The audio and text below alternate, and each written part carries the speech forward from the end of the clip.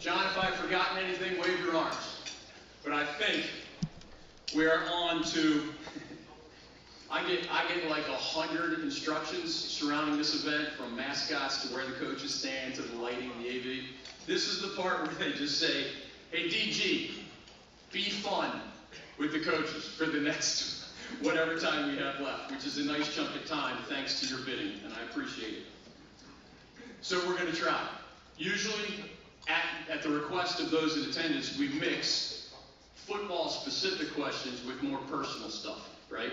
Just so you get to know these guys a little better. This is different than a press conference, right? I was with Coach Diaz, Coach Doran, and Coach Belichick at the ACC Media Kickoff event yesterday.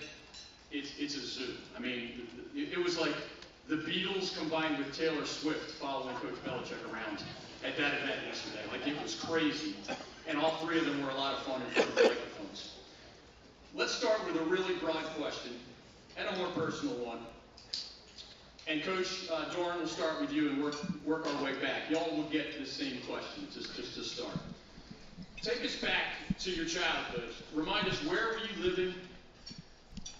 Were you watching favorite football teams on TV? Were you playing football in the backyard? And just tell us how those early times led you to first fall in love with football. Yeah, grew up in Kansas City, and so was a perennial Kansas City Chiefs fan. At that time, we were not what we are today.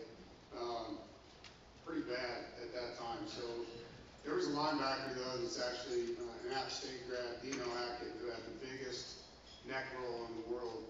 And at that time, that was pretty cool. So all of us that played football were running around with extra pads and big neck rolls, trying to be like Dino Hackett from the Kansas City Chiefs. And yeah, I mean, that was basically it. Cool. Coach Diaz. I grew up in Miami, Florida, but I was raised in the Orange Bowl. So as a kid, the 80s in Miami was a, well, football-wise, it was a great time. The Dolphins went to the Super Bowl twice in '82 and '84. As an 11-year-old, I was watching the most watched Monday Night Football game in person when the undefeated Bears came down to the Orange Bowl and lost to Dan Marino and the Dolphins, and then the Miami Hurricanes won in '83, '87, '89, '91, which was the year I graduated high school. So it was a good time to be a kid growing up in Miami for football. Coach Belichick. Yeah, after 3 years in Chapel Hill, my dad went to the Naval Academy in Annapolis, Maryland. Followed my dad around with those teams, especially the Galena, Staubach teams, and you know, just was always hung around Navy football. And not a good player, so I turned my attention to coaching. Coach Oliver, go ahead.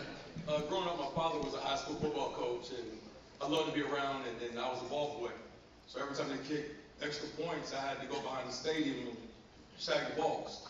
I'm from the side border, so Hampton was playing Bethel in high school and out in the projects, and I'm out there by myself, shagging balls, and all these little kids out there trying to get the balls. So for me to do that and put my life on the line, I obviously love it. Hey, for those who don't know, Tidewater and South Florida are two of the most famous high school football parts of our entire country. Coach Baker. Yeah, was born and raised in West Texas, and so being from Texas, football is a way of life down there, and it's true. So where I'm from, Friday Night Lights, that's real. And so for us growing up, you know, wanting to play for your high school football team was like playing for the Dallas Cowboys. And then as a kid, for me, it's changed kind of opposite. Coach Doran, you know, when I was a kid, the Dallas Cowboys were winning Super Bowls. We're a long way from that now, but that growing up in West Texas and watching Troy Aikman and Emmitt Smith and those guys growing up is how it started.